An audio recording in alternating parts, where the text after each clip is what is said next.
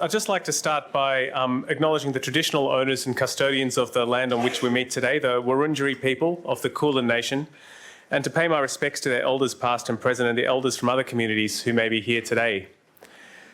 Well, it's extremely exciting to introduce Ivo Mueller. Now, maybe not all of you will have heard of Ivo Mueller, but I guarantee every one of you will have heard Ivo Mueller.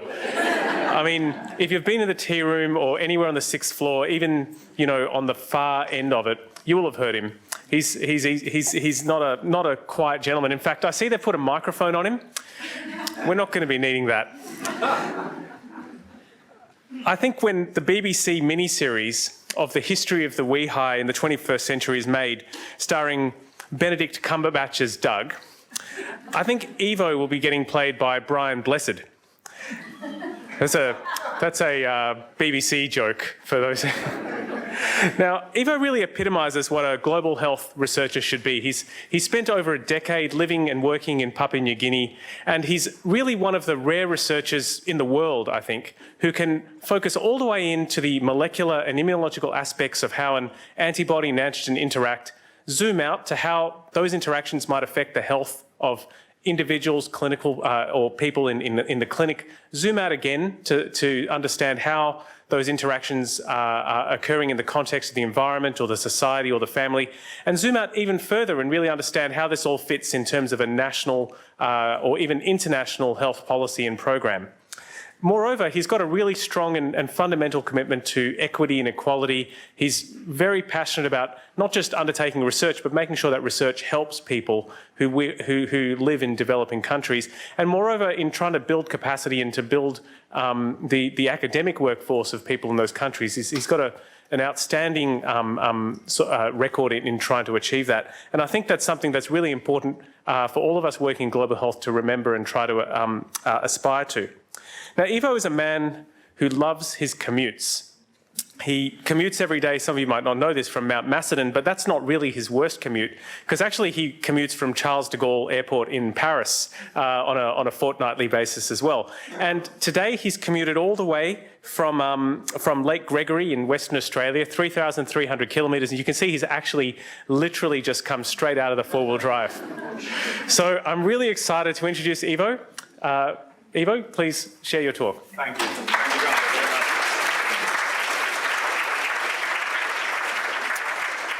It's a great pleasure for me to tell you a little bit about what we've been doing on 2 continents, actually not on 2 continents, I think on 5 continents, to try to do something about vivax malaria and how to get rid of this parasite, hopefully, as soon as possible. The most important 2 slides are these 2. I mean, I'm standing here, and it's very easy to show lots of stuff if you have an absolutely fantastic team.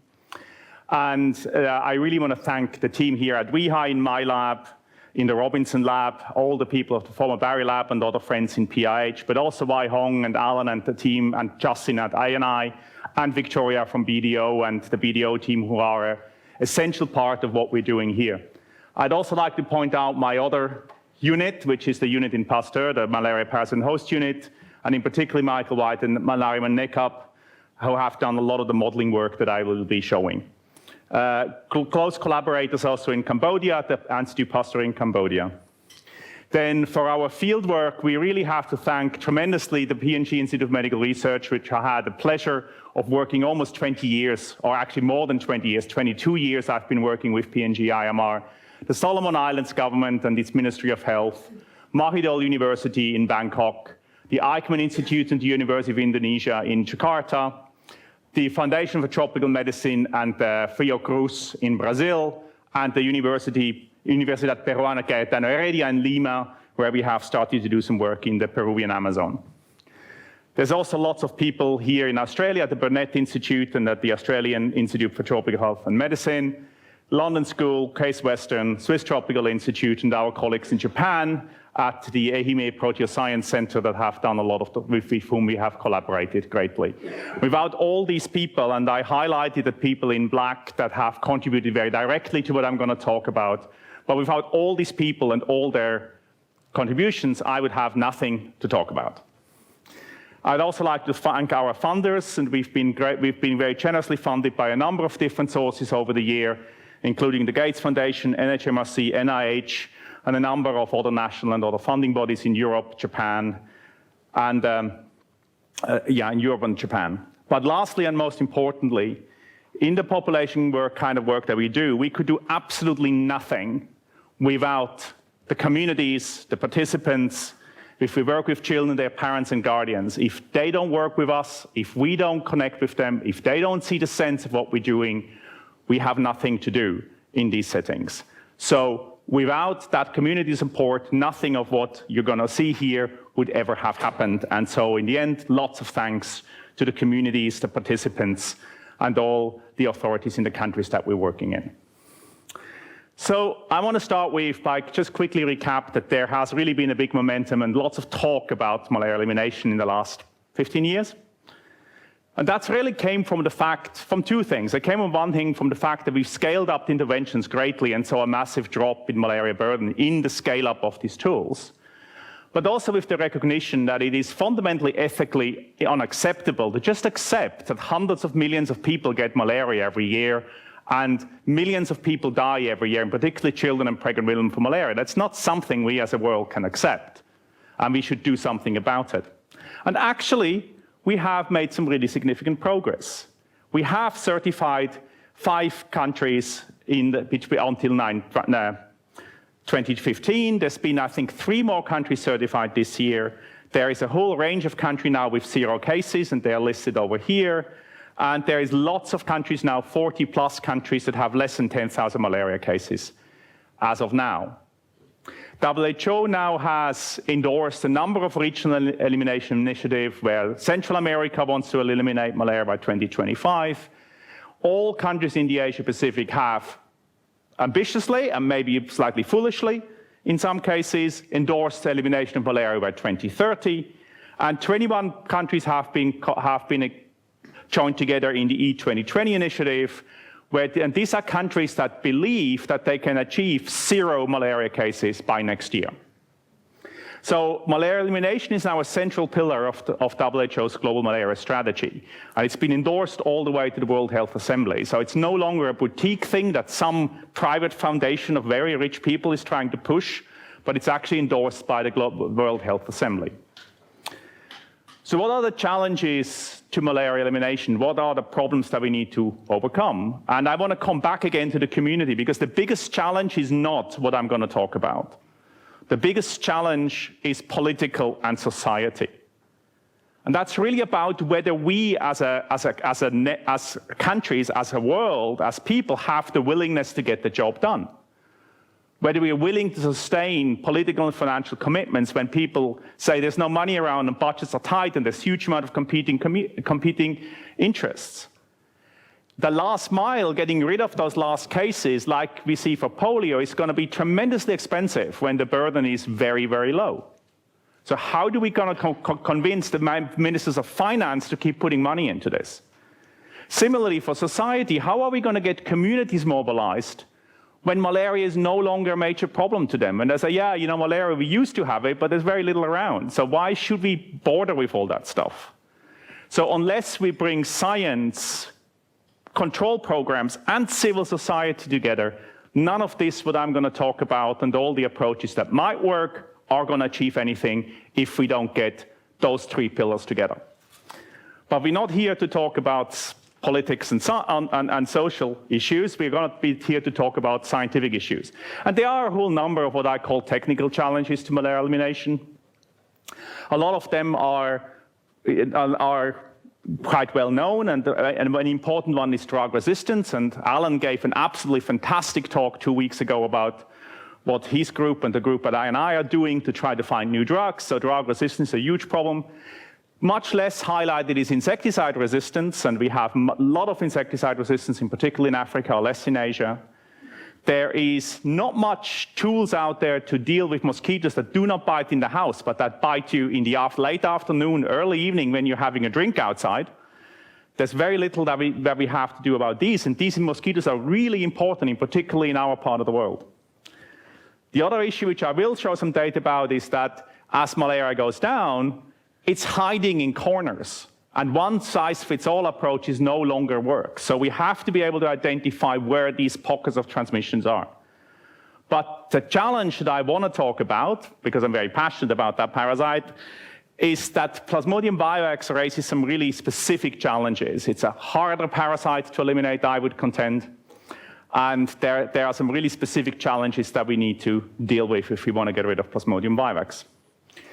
So what's the evidence that it's actually harder to do? And this is some data from a couple of years ago from WHO that shows you as the number of malaria cases a country reports goes down, the proportion of these cases due to Plasmodium vivax goes up. And in those countries that are really close to elimination, Plasmodium vivax cases are the majority of all remaining malaria cases. When we're looking at infection, that picture looks even much more dramatic. And this is a study that Ivo has done, a former PhD student of mine here at WEHI, where we've done a cohort of 1,000 school-aged children in the Solomon Islands, and we found bugger all falciparum. There were 26 infections that we detected over an entire year in 1,000 children. Well, we found almost 12% of samples that we collected were positive for Plasmodium vivax. And there was a few sporadic, these little arrows are sporadic individual falciparum cases that are popped out all over the island here where we worked in Central Province, while vivax prevalence ranged all the way from 53% to less than 1% in some areas. So there is this tremendous burden of asymptomatic low-density infection that's there, while falciparum has almost completely disappeared. So we can say in the Solomon Islands, falciparum is almost eliminated, it's almost gone. But vivax is still quite prevalent. When we're looking what happened north of us in Papua New Guinea, and this is work done by Leanne Robinson and other members of our team here and the team at PNGMR, including Maria Omi, who gave a great seminar on Monday for her PhD completion. These are two cohort studies we've done 10 years apart. One before intensification and control and one after intensification of control. Falciparum, both infection as well as clinical cases, really reduced very, very dramatically between 2003 and 2013. When we looked at PV, there is a significant reduction as well, but it is proportionally much smaller. The reduction of PF risk was between 11 and 14-fold, depending on which metric we look at, while the reduction in PV was just 3 to 4-fold. That's very substantial, but it is a lot less than what we've seen for PF risk in this period of time. So why is that? And that brings us to the biology of vivax. The first part is that in the blood stage, immunity to Plasmodium vivax is acquired very rapidly, and therefore but it's not perfect, and so we have a lot of low-density asymptomatic infections that are circulating in the population. I'll show some more data on this. Vivax is a very efficient transmitter. So even low-density infections will transmit efficiently to the mosquito, and very importantly, gametocytes appear immediately following appearance of the parasite in the blood. So vivax patients are highly infectious before they present with symptoms. So they will transmit to the mosquito before they get treatment. But most importantly is they have the hypnozoites, which are these dormant or basically developmentally arrested stages in the liver where sporozoites, when they enter into the liver, take the two pathways of either developing directly into tissue schizons and then appearing after about 10 days in the blood, or they remain developmentally arrested after about 3 or 4 days and then can stay there for a couple of months up to a year or 2 or 3 before they reactivate and create relapsing infections. These hypnozoites are not detectable with any of our current diagnostic tests, so it's impossible to know in a population with classical tests who has these infections and who doesn't. So in terms of the infections, this is a study we've done with our colleagues in Brazil in a peri-urban area outside Manaus. 3 villages where we followed, oops, I pressed too much. 3 villages where we followed people over a year, and this is the number of clinical cases that we see. Brazil has an absolutely fantastic national surveillance system for malaria cases, and I'll show you lots of data of that later. This is what the malaria control program sees, a cluster of cases in that one village up here, and very little going on elsewhere. this is what the PCR sees. There's a huge cluster of totally asymptomatic, largely submicroscopic infections in this village that go entirely undetected by the program. Therefore, the program would intervene here, potentially by intensified control, but it would not intervene here, and these infections would continue, causing morbidity, and would also, more importantly, continue stirring up transmission. When we're looking at more across many different surveys, from Papua New Guinea, Solomons, Thailand, Manaus, ranging from really high transmission with 40% in PNG in 2006, to very low transmission in Thailand in 2012, where we had only about 5% prevalence overall, we find that the vast majority of infections that are out there are actually asymptomatic for both species, but in particular for vivax, between around 90% to 95% of all infections present in the community have no symptoms associated with them. Therefore, they're not being detected by the health system. Sorry. Something's not working here. Okay, doesn't matter. A lot of these infections are also submicroscopic. When we're looking at what the proportion of the infections are that are only detected by PCR, then we see as prevalence drops, and that's a bit counterintuitive, but as prevalence drops, the proportion of infections that are submicroscopic is really, really high. And in this low transmission pre-elimination setting, more than 80% of all vivax infections may not be detectable by traditional microscopy or a rapid diagnostic test. They are below that threshold. So even if patients present to the health center, the diagnostic tools available do not detect these infections, the vast majority of the people that are infected. So it wouldn't really matter with these infections if they can't transmit. So if they're so low that they can't infect the mosquito, why wouldn't we care about them? They're just there. They don't really make big morbidity. But if they transmit, we have a problem. And this is studies which we've done with colleagues in Thailand, where we fed blood from different patients with different densities to vivax patients to mosquitoes to see at what level they infect. And what you're seeing is as soon as you have, so that's basically just gametocytes are prevalent in all infections.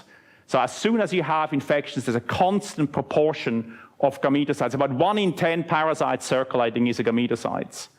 And when we feed them to people, we see that as soon as we have between 1 and 10 parasites per microliter, we have an 80 to 100% rate of infection of individual mosquitoes. So almost every single mosquito that bites a person that has a parasitemia of 10 parasites per microliter will get infected. And that is substantially higher than what we're seeing for Plasmodium falciparum. So the bad news is really highly infectious. The good news is that actually at 10 parasites per microliter, many of these infections are detectable by microscopy if you have a really, really good microscopy. So the really, really low ones are not very infectious, but they're very common. Another problem we have is that risk is becoming extremely clustered and structured. So you go into a community and you think that there is 3% infection levels or 4% infection levels, but that's a complete fallacy because that doesn't mean anything that mean. This is an area in Cambodia which we are currently working in eastern Cambodia, in Kep Sema, in Mondulkiri province on the eastern border towards Vietnam. This is our study area, which is about 15 kilometers across, 15,000 people living there. Prevalence rates from about less than 1% here along the main highway, whereas to over 40% in these little villages in the forest. So there's a huge geographical difference. Vivax is the predominant parasite. In the Cambodian context, we see a big excess risk in men. That's because they are working in the forests. They spend more time in the forests. But even that picture of the classical forest malaria really depends on where you are. These are people living along the roadside or in the forest fringe. And in these areas, it's really just the men that go into the forest that will get exposed to malaria and will contract vivax malaria. While in these small villages living in the forest or just at the forest edge, women have a very, very comparable risk because the transmission is no longer related to going to the forest, but it's related to living in the forest. So in the roadside villages, we have the classical occupational transmission setting, while in the forest villages, we have a more African or South Pacific style, peri-domestic, around the households, around where people living transmission. And that's becoming a really big problem for malaria control programs because very different interventions might work here or here. Bed nets that will protect people when they sleep, they would be highly effective in this setting. They would do absolutely nothing when people go to the forest for work because they won't bring bed nets to them, they don't sleep there. So a uniform approach is no longer feasible.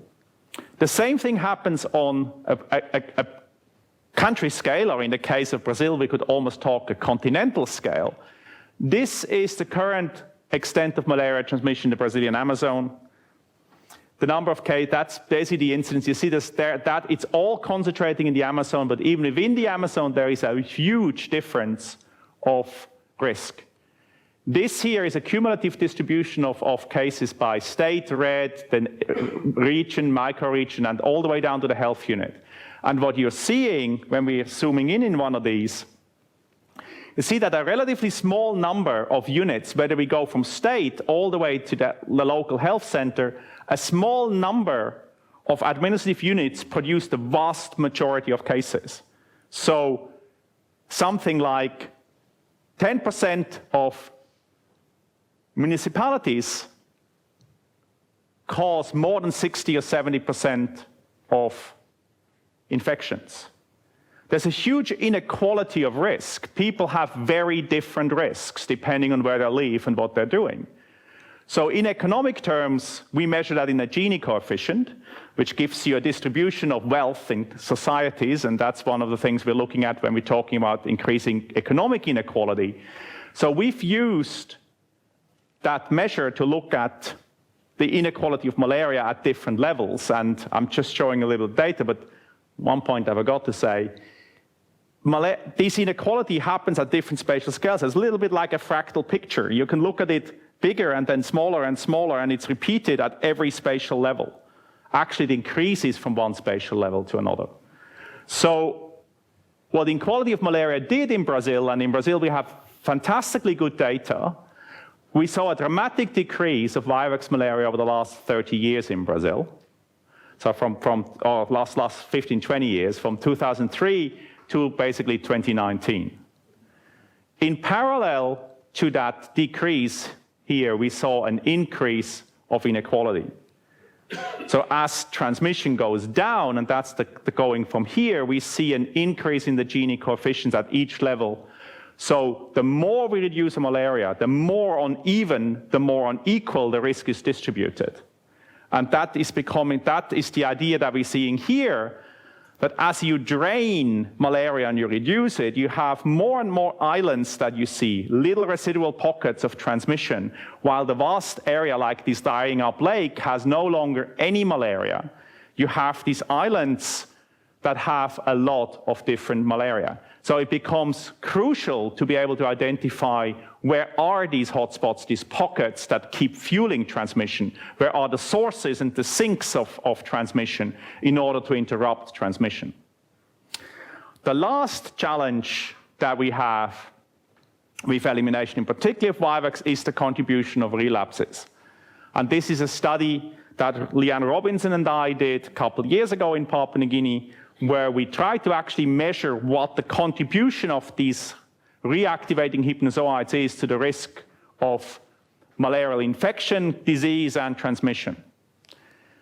As I said, we can't diagnose infections in the liver. These people are totally asymptomatic. There is no diagnostic test to tell us whether somebody has infected liver. So we went about doing this indirectly. We took a cohort of 450 children. We randomized them to either receive only blood stage drugs and the placebo, or we gave them a blood stage treatment and a large quantity of primaquine, which is one of the few drugs that kills these dormant hypnozoites.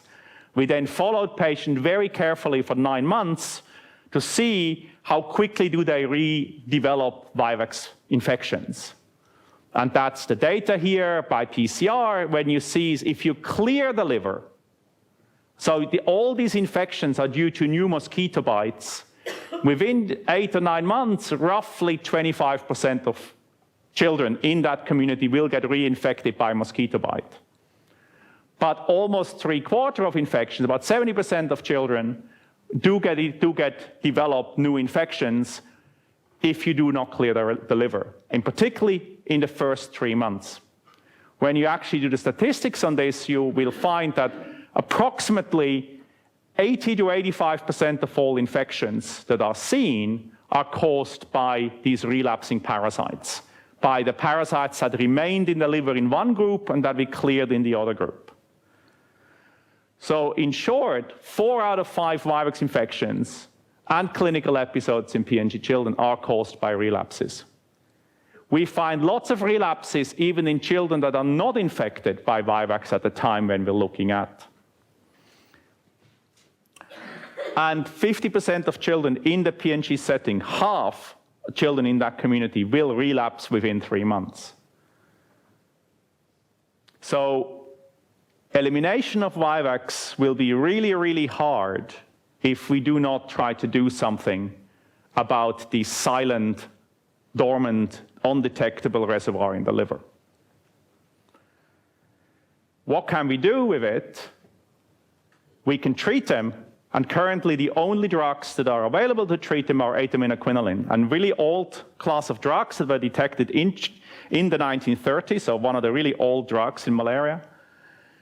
Were really developed in the Korean War by the American Army, primaquine, and they're able to eliminate this.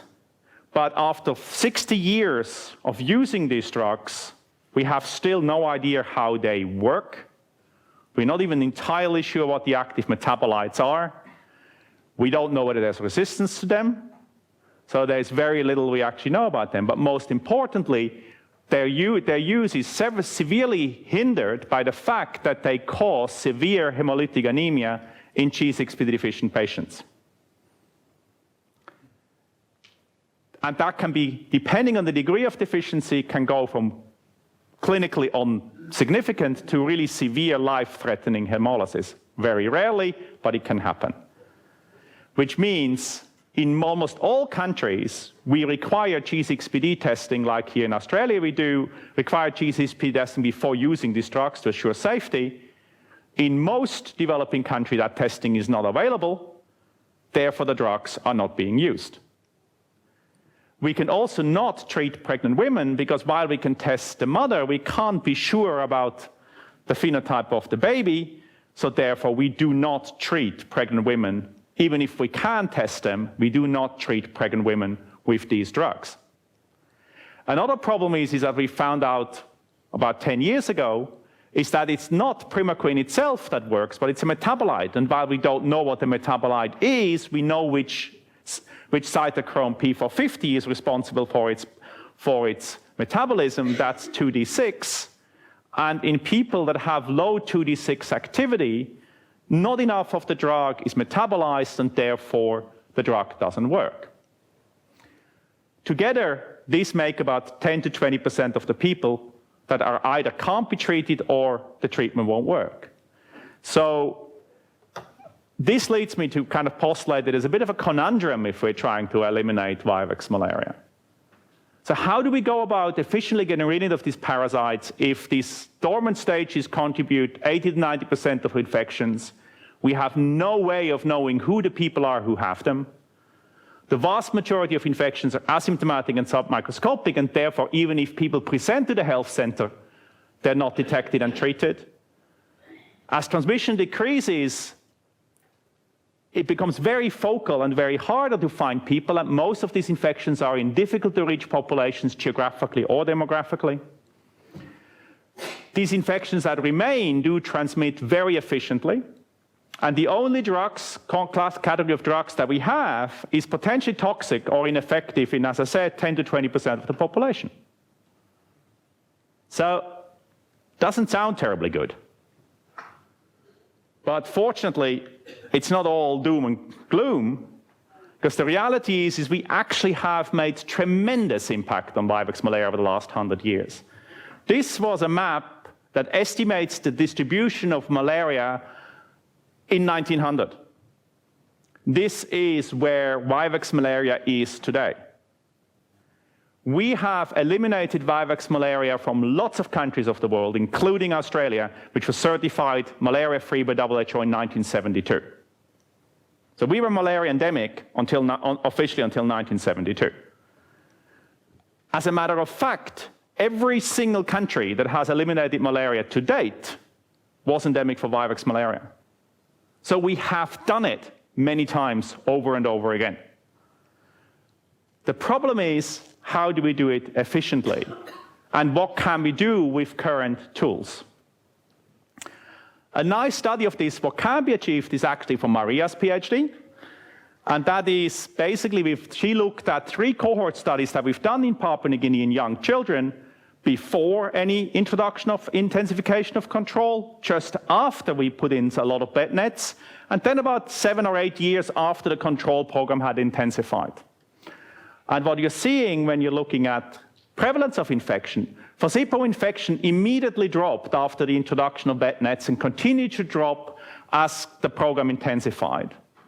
There was nothing happening for falciparum for vivax after the first introduction. There was no drop. There was actually a slight increase in prevalence after the introduction of bed nets.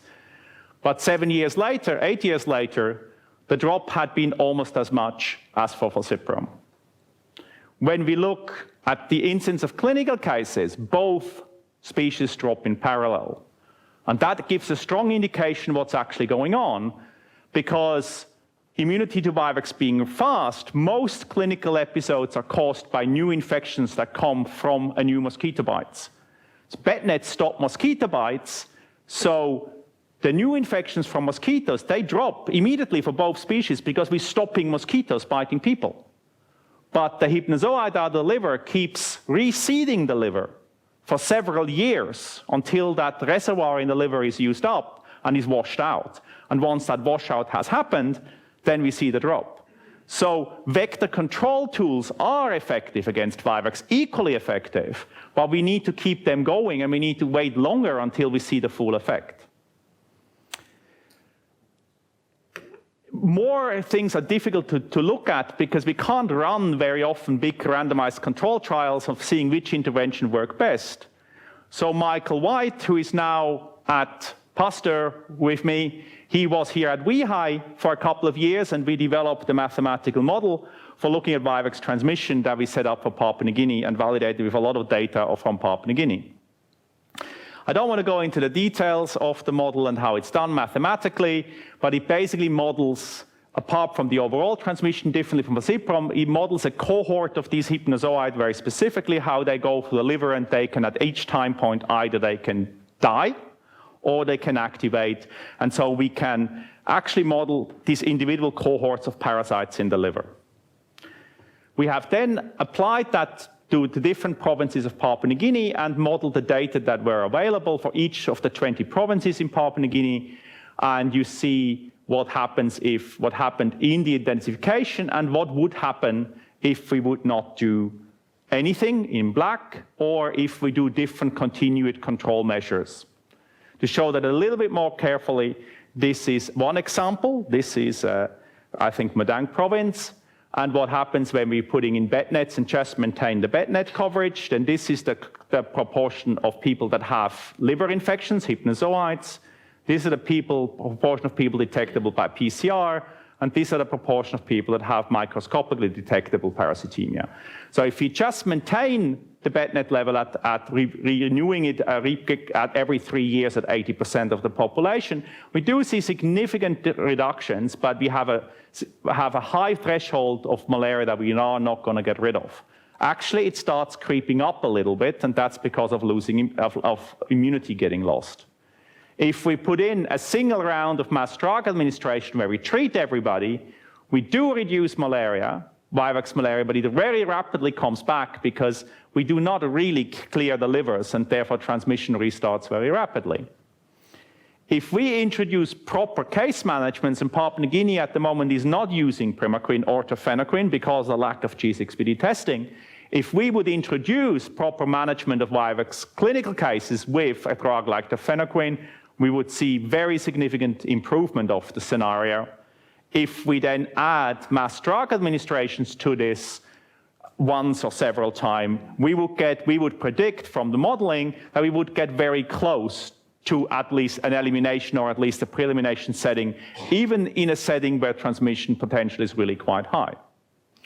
So with this technique, we are able to predict for all of Papua New Guinea what would be required to reach a pre-elimination setting, which means less than 5% prevalence of malaria by 2025, which mix of interventions, of currently existing interventions, would get us there.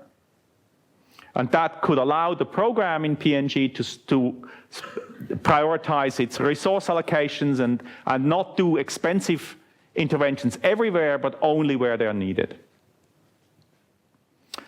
So improving treatment for vivax is complicated. And I stole this from Michael, so he thinks it's a bit like an onion. You have lots of layers. That's how he tries to explain it. You have one layer after a layer. And it's really important. It's not just vivax is equal to falciparum plus relapses. There are other issues. Yes, relapses are really important, but there are relapses and relapses. They are different in different parts of the world. It's very hard to know what is a relapse and what is not a relapse, so determining drug efficacy is hard. The drugs we use are an issue with adherence, with safety. There is a problem that G6PD is X-linked, so it's a difference between men and women, that all men that are deficient are fully deficient, while heterozygote women with lionization can be anything from completely normal to completely deficient, and that's very hard to deal with. There are age and pregnancy restrictions, metabolism, and many other factors that make treatment really, really difficult. So what we would really like is a single-dose radical cure with no restrictions due to safety. And, you know, Justin, we're waiting for plasmepsin 5 and hope that that's going to work out, and that's going to be the thing that's going to do that. But until all of you have done that work and proven that it works, we're really kind of stuck with these acetaminophenolines.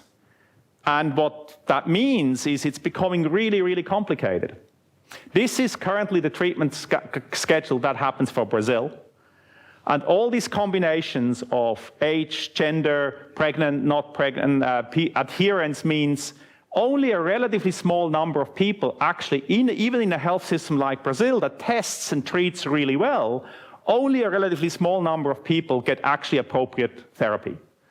So when we're looking at this in Brazil, and this is an area that is of relatively high transmission in Acre State, Cruzeiro do Sul, we estimate currently that roughly 50%, 56% of people that present to the health center actually get properly treated.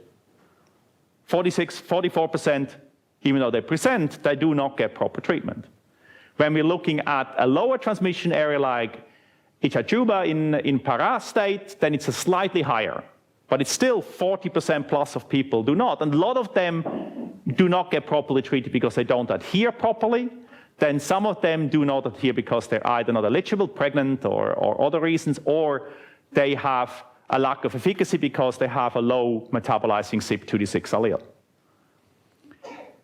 In our part of the world, and that's a study that Rob James and Harry Karanajiva have been conducting in the Solomon Islands over the last 2 years, we also see really quite poor efficacy, even when we do DOT treatment, where without any primaquine, roughly 70% of people without primaquine, about 50% of people do have recurrent parasitemia within 3 months or 6 months. If we're adding primaquine to artemether lumefantrine, which is the current national trial, 38% do still have recurrent vivax parasitemia. If we use another drug, DHA piperoquine and primaquine, we have a slightly better efficacy of 70%. Why is that? Probably because we don't give them enough primaquine overall. We should give them higher doses. We're underdosing them because people are scared of the drug. But there is potentially an interaction on the drug-drug interaction. Lumefantrine is a suppressor of CYP2D6 activity, and it's possibly by giving the two drugs together, we are actually further reducing the amount of primaquine that children in this group get, and therefore we get even worse efficacy. So we have a huge problem here in the gap. So what could we do about it? There's a new drug that has been licensed recently, tafenoquine, by FDA and the TGA in Australia last year. It's like primaquine in most aspects, except it's very long-acting, and you can give it as a single dose. And there is some not very strong evidence that it may be less susceptible to CYP2D6 low metabolism. So Brazil is the first country that is going to introduce tafenoquine in its national treatment. And we've been asked to model for the Brazilian program what impact that policy change would have in terms of how many people will get properly treated and whether that actually makes a difference in terms of reducing transmission. I'm going to skip this. This is the new treatment guideline, which is with tafenoquine is even more complicated than with primaquine because you still have to give primaquine. But the important part is, yes, in the high transmission area, we will increase the number of cases that are properly treated by about 25%, and roughly 80% of people will get appropriate treatment with tafenoquine. In the low transmission area, that increases to almost 90% of the people now receiving an appropriate drug. So clearly, the quality of treatment will improve substantially, largely because we're reducing that green area of the people that do not take all the drug, because primaquine is a 7 to 14-day treatment. We then modeled, again using our mathematical modeling, what the impact is, and so that's combining our model with these really complicated treatment schedules and what we know about G6PD activity and testing in Brazil. And what we're finding is basically, in low transmission settings, the switch from primaquine to tafenoquine will have a dramatic impact. In some cases, we'll completely stop transmission. Malaria will disappear by just doing the switch of your treatment. In high transmission areas, unfortunately, it has very little effect. And that's the fact because in these areas, the vast majority of infections that are present are asymptomatic. So these infections do not present to the health system. And so they never get treated.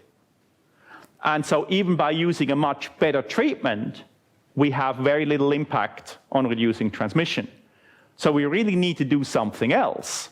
So what's that something else? We can either mass treat people and just screen them and treat everybody that's positive by PCR, or we can give mass drug administration where we just treat everybody. Again, we've modeled this quite a few years ago in Lian's paper that shows for vivax, just treating people with blood stage infections will not have an effect because the liver just reseats the bloodstream and infection restarts almost immediately. While if we are treating them with mass drug administration with a proper drug that kills the liver, like in the blue and the red here, we do get a very sustained effect. So the challenge we have, and this has been done with MDA from anaquinine, but it's very hard, because basically, if we're doing MDA, we're exposing a very large number of people, 75 to 95% of people, to a potentially dangerous drug that has no benefit to them, but has a risk if they're G6PD deficient. So hardly any country, unless it's a country like China that just has so much control over their population, is willing to take the risk of treating people without testing for G6PD. So MDA doesn't get done.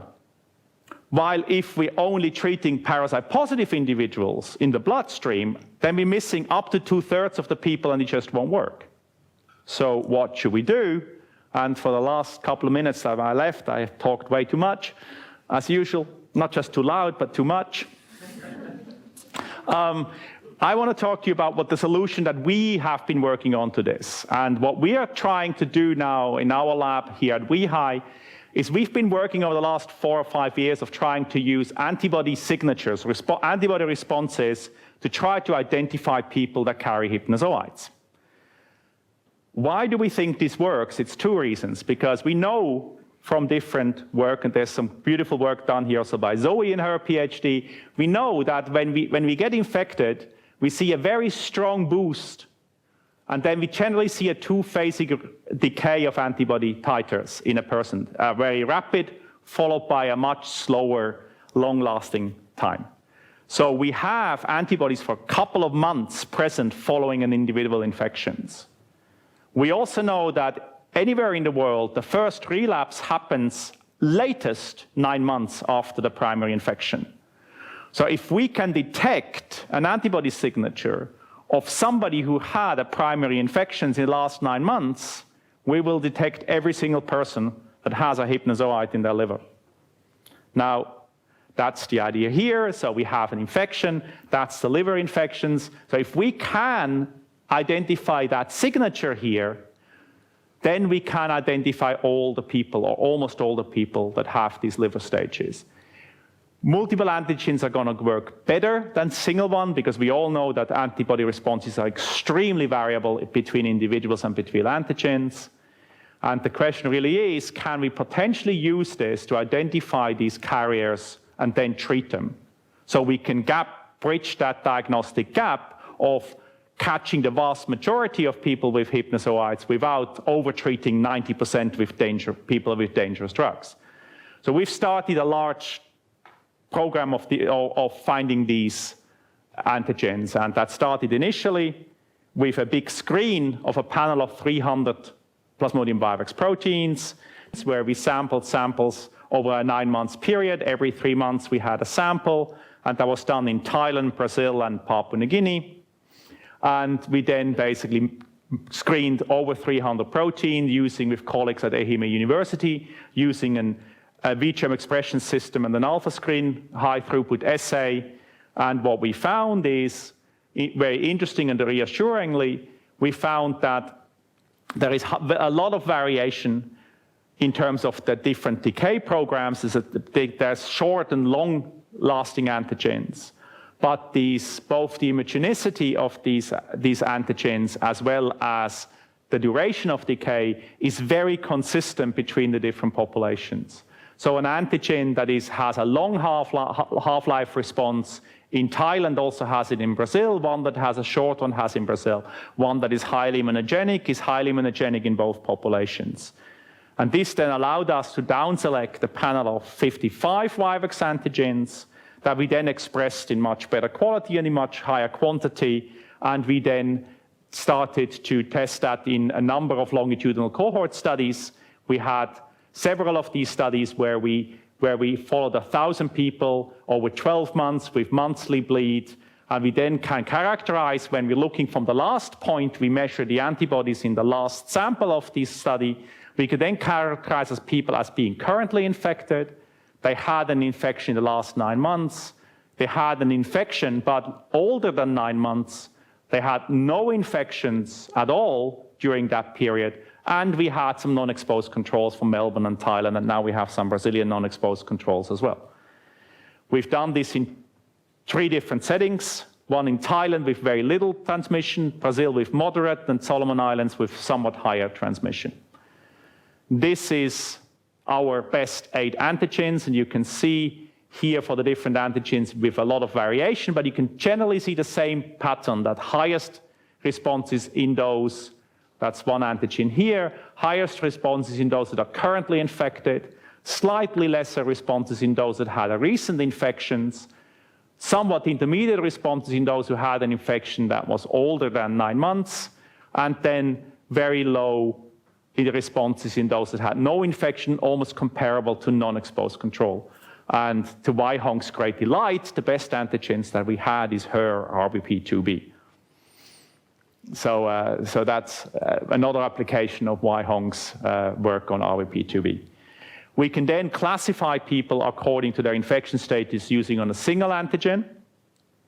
And this is RBP2B here that gives us the best classification. And we have many that give us only very moderate classification if we use them alone.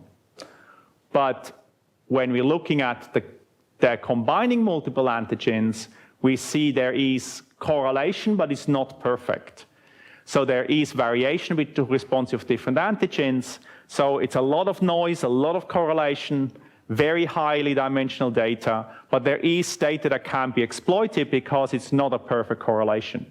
So using a combination of machine learning and we developed different algorithms that can classify individuals into having been exposed or non-exposed based on a signature of 3, 4, 5, 6 antigens. We don't need more than 5 or 6 because then the information becomes redundant. And so what we find with a number of different combinations, we get roughly 80% sensitivity and specificity if we combine 3 to 5 antigens for this. We hope we're going to get better by getting better antigens with lower background, and that's something we're working on still. But this is where we're currently at with our initial point. When we're looking at what happens is, the people we struggle most with classifying are these that have infections, but they're slightly older than the 9 months. But that 9 months threshold really is quite arbitrary. So I don't care very much, and programs won't care very much, if we identify one of these people as being exposed. While their risk of having a hypnozoite is lower, their risk is not 0. So if we treat this group with drugs as well, that's not a major problem. Classification performance depends on the transmission intensity. It depends also a bit on how we use samples and how we do the different algorithms. And it generally works best in low transmission settings. So where are we at with this work right now? So we are starting to work on optimizing the antigen constructs, and we're hoping to get some support to start looking at different technical ways of reducing background, because the RVP2B works beautifully because of its kinetic, but also because it's an antigen with very, very little background. We're working on improving diagnostic algorithms, and we have started a number of collaborations to develop high throughput and point-of-care test system of actually translating that, and we were lucky to get an NHMRC development grant awarded this year to work with an Australian company of trying to develop a point-of-care test for these applications. At the same time, we have started a program to look at whether these tests are actually useful programmatically, because it's great if we can diagnose people, but they have no utility, then we have a tool that won't be used. So we have been working on trying to show that seropositive individuals, people that have antibodies, actually have a higher risk of relapse. We are currently working with the Eichmann Institute in Jakarta on doing a proof of concept study that people that have these antibodies are actually the ones that are likely to relapse. We're doing this in Indonesian soldiers that are returning from deployment in West Papua, and we have very encouraging initial results. We are also doing a lot of application these now in cross-sectional studies from all over the world. Thailand, Cambodia, Laos, Peru, French Guiana, Solomon Islands are the ones we've already done. We have a couple more that are hanging up, where we're looking at how well these antigens perform in different settings in order to identify where people with these infections are. This is a first little bit of data that shows you that in the 3 cohorts that we've most worked with, Thailand, Brazil, and Solomons, the seropositive individuals have a very substantially higher risk of getting reinfected with vivax malaria. Not all of this is relapses. They could also just be that they live in an area with a lot of transmission, but we can clearly see that seropositive individuals have a much higher risk. So if we treat these individuals, we think we have the ability to get a very significant impact on malaria transmission. But how do we prove that? And that's where, again, we resort to mathematical modeling, because we first have to convince people to give us money to actually do a very large, expensive clinical trial. And what we see here in this modeling from the 3 settings, if we do nothing, we stay around up here. If we start treating only the ones that are positive in the blood, we get an effect, but that effect is not very high. If we treat everybody, irrespective of infections or mass drug administration, we get the biggest effect, but we're over-treating a lot. So treating only the seropositive individuals gives us an effect that is significantly better than mass screen and treat, but only modestly lower than MDA.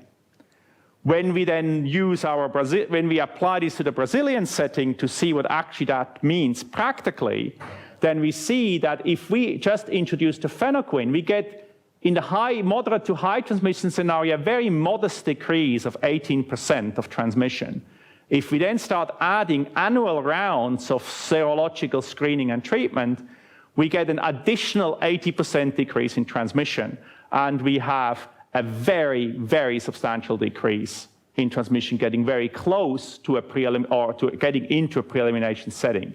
If we're doing this in a low transmission scenario, we are basically interrupting transmission with just introducing that tool.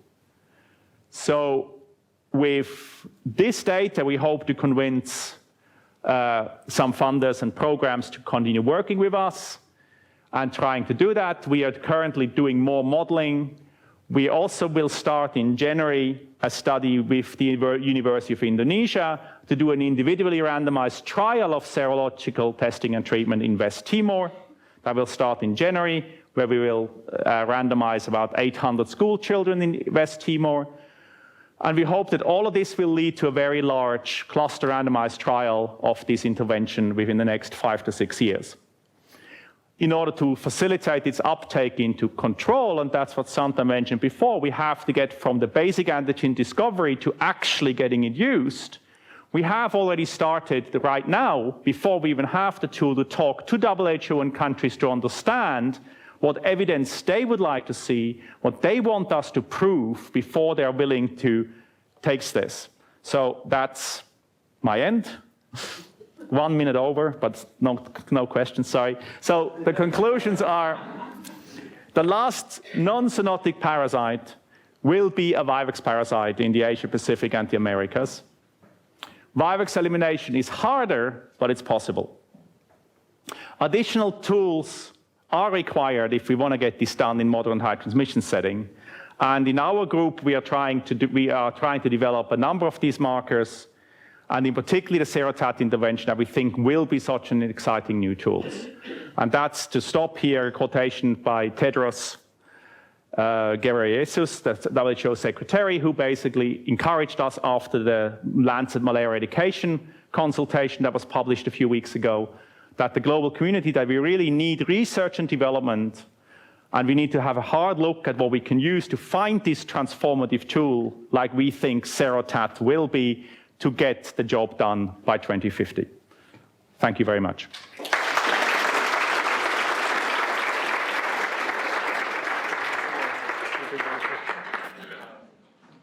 Maybe we'll do one question if anyone's got a burning one. No? Okay, maybe we'll let everyone go and get on with the next part of their day. Thank you very much, Ivo.